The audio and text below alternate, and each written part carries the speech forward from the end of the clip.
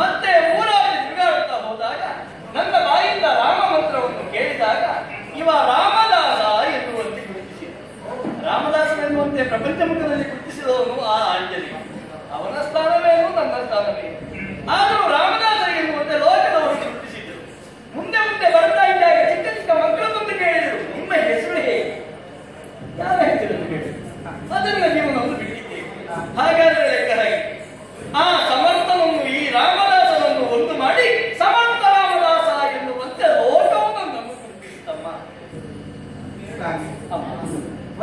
ಹೇಳಿಕೊಳ್ಳುವುದರೊಂದಿಗೆ ಶಿವಾಬ ಶರಣ ಕಾಣಿಸಲಾಗ ಏನು ಕಂದ ಏನು ಈತ ನನ್ನ ಕಂದ ಶಿವಾಬನಿಂದ ಹೆಸರು ಸಂತೋಷ. ಶಿವಾನುಗ್ರಹದಿಂದಲಾಗಿ ತುಳಜಾ ಭವಾನಿಯ ದಯೆಯಿಂದಲಾಗಿ ಹುಟ್ಟಿಕೊಂಡ ಕಂದನಿಂದ ತುಳಜಾ ಭವಾನಿಯ ದಯೆಯಿಂದ ಉದಿಸಿದರು. ಹಾಗಾದರೆ ಅಂಬಾ ಪ್ರಸಾದವಿ ಭವಾನಿಯ ದಯೆ ಆದದ್ದು ಹೌದು ಸರಿ. ಆದರೆ ಹಿಂದೂ ಸಾಮ್ರಾಜ್ಯದ ಅತ್ತ ನನ್ನ ಕಣ್ಣು ಹರಿದು ಹೋಗುತ್ತಿದೆ. ದಾಸ್ಯ ಬಿಡುಗಡೆ ಎಂಬುದಾಗಿ ತಾವೊಂದು ಮಾತನ್ನು ಹೇಳಿದಿರಲ್ಲ. ಈ ದಾಸ್ಯ ಬಿಡುಗಡೆ ಆಗಬೇಕು ಅಂತಿದ್ರೆ ನನ್ನ ಕಂದನಿಂದಲೇ ಆಗಬೇಕು ಎಂಬುದಾಗಿ ಮನವನ್ನಿಟ್ಟು ತೊಟ್ಟುಕೊಂಡವಳು ನಾನಾಗಿ. ಈಗ ಅವನನ್ನು ನೋಡುವಾಗಲೇ ಗೊತ್ತಾಗ್ತದೆ ನೀನು ತಾಯಿಯಾಗಿ ಕೇವಲ ತಾಯಿಯ ವಾತ್ಸಲ್ಯಧಾರೆಯನ್ನು ಅಂತ ಹರಿಸಿದ್ದಲ್ಲ, ಪ್ರಪಂಚದ ಬಗೆಗಾಗಿ ಹೇಳಿ ತಾಯಿ ಭಾರತೀಯ ಸಂಕೀರ್ತನೆ ಎಂದು ಹೇಳಿಕೊಟ್ಟಿ. ಅಷ್ಟೇ ಯಾಕೆ ಹೋರಾಟದ ರಸಗಂಗೆಯನ್ನೇ ಅವನ ಬಾಯಿಗೆ ಹೊಯ್ದಿದ್ದೀನಿ. ನೋಡುವ ಗೊತ್ತಾಗ್ತದೆ ನಾನು ಯಾರು ಎನ್ನುವ ಹಾಗೆ ಹೇಳ್ತೇನೆ. ಅದು ಯಾಕೆ ಬಂದದ್ದು ಅಂತ ಹೇಳಿದ್ವಲ್ಲ, ಅದನ್ನು ನಾನು ಕೇಳಿದಾಗ ಒಂದು ವಿಚಾರ ಉಂಟಮ್ಮ.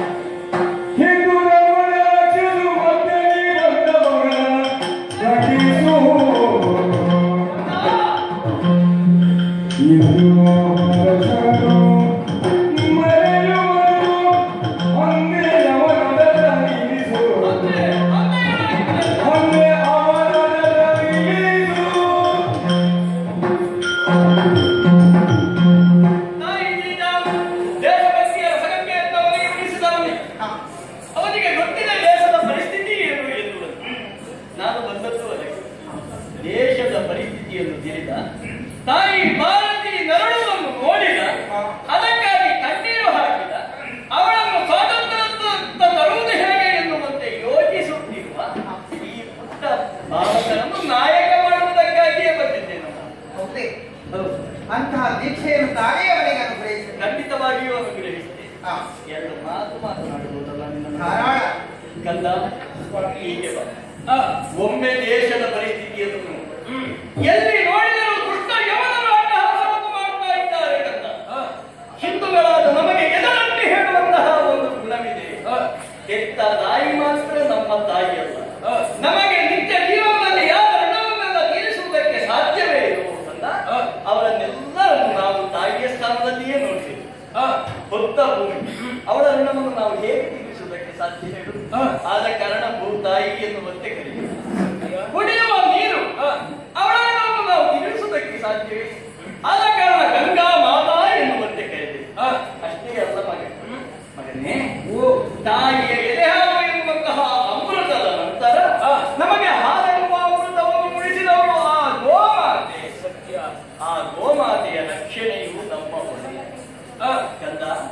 ಆದರೆ ಈಗ ನೋಡಿದೆಯ ಪರಿಸ್ಥಿತಿ, ಹಾಡು ಹಗಲು ನಡು ರಾತ್ರಿ ಎನ್ನುವುದನ್ನು ನೋಡದೆ ದುಷ್ಟ ಯವನರು ಗೋಮಾತೆಯನ್ನು ರಸ್ತೆ ಮಧ್ಯದಲ್ಲಿ ಕಳೆಯುತ್ತಾ ಇದ್ದಾರೆ ಕಂದ. ರಸ್ತೆ ಮಧ್ಯದಲ್ಲಿ ಕಳೆಯುತ್ತಾ ಇದ್ದಾರೆ. ದರ ದರನೆ ಎಳೆಯುತ್ತಿದ್ದಾರೆ.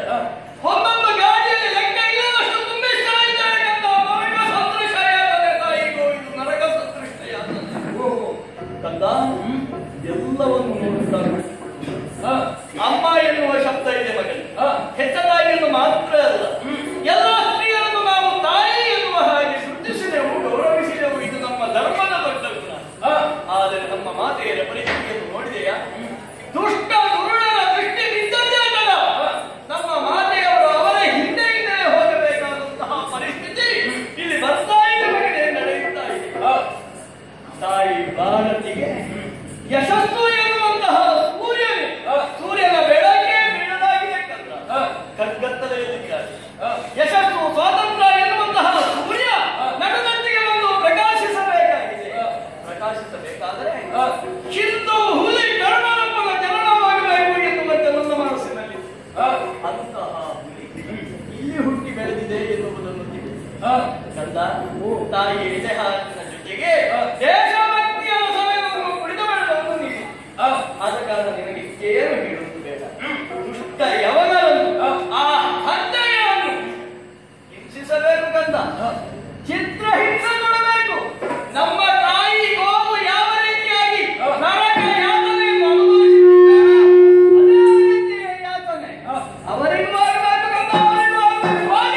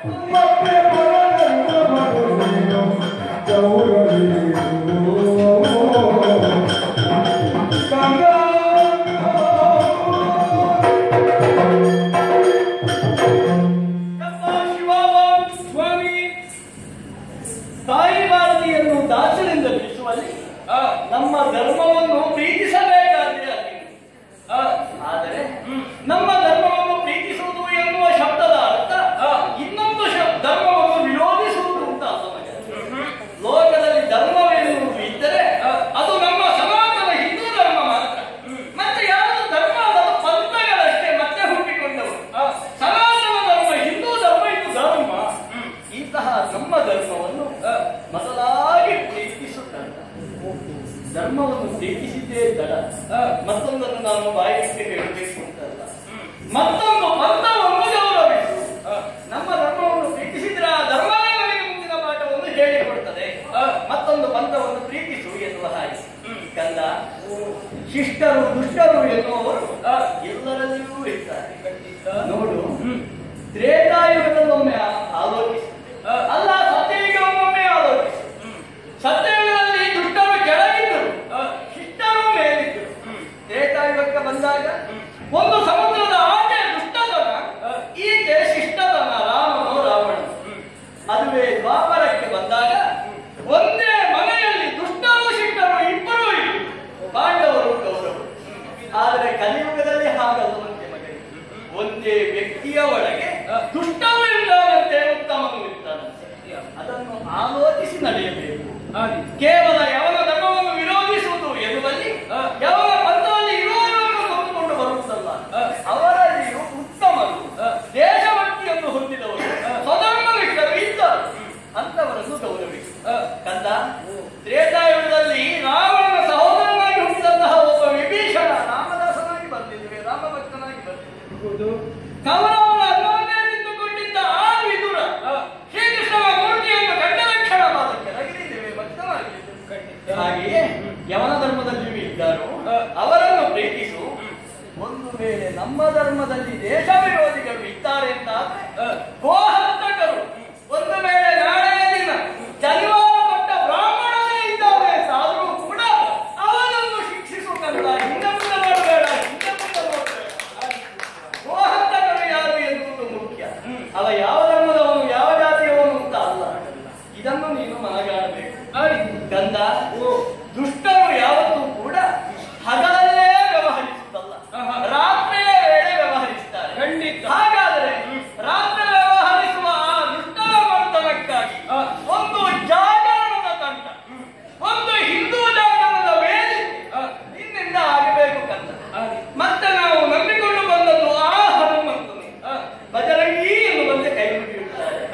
ಆ ಗೋವುಗಳ ಮರ್ದನವನ್ನು ನಿಲ್ಲಿಸುವುದಕ್ಕೆ ಒಂದು ಬಜರಂಗಿಯ ದಳದ ನಿರ್ಮಾಣ ನಿನ್ನಿಂದ ಆಗಬೇಕು. ಅಷ್ಟೇ ಅಲ್ಲ, ಉತ್ತಮವಾದಂತಹ ರಾಮಸೇನೆಯನ್ನು ನಮ್ಮ ಧರ್ಮವನ್ನು ಯಾವ ರೀತಿಯಾಗಿ ಕಾಯಿತು ಅಂತ ಇನ್ನೊಂದು ಮನೆ ರಾಮಸೇನೆಯ ಸಂಸ್ಥಾಪಕ ನೀನಾಗಬೇಕು. ಒಟ್ಟಿನಲ್ಲಿ ಹಿಂದೂ ಸಾಮ್ರಾಜ್ಯವನ್ನು ರಕ್ಷಿಸುವಂತಹ ಹೊಣೆಗಾರಿಕೆ ನಿನಗಿದೆ. ನನ್ನಲ್ಲಿರುವಂತಹ ಎಲ್ಲಾ ಆಧ್ಯಾತ್ಮ ವಿದ್ಯೆಯನ್ನು ಈಗ ನಿನ್ನ ಸಮ್ಮುಖದಲ್ಲಿ ದಾರೆ ಎಳೆಯುತ್ತಾ ಇದ್ದೇನೆ, ದಾರೆ ಎಳೆಯುತ್ತಾ ಇದ್ದೇನೆ. ಸಾಕಲ್ಲ, ತಾಯಿ ಭಾರತಿಯನ್ನು ದಾಸರ ಸಕ್ಕಲೆಯಿಂದ ಬಿಡುಗಡೆಗೊಳಿಸುವುದೇ ನಿನ್ನ ಹೊಣೆಯಾಗಿರ್ತದೆ ಕಂದ. ಇನ್ನು ಅಂತಹ ಕಾಲಕ್ಕೆ ಹೊರಗಡೆ ರಾಮ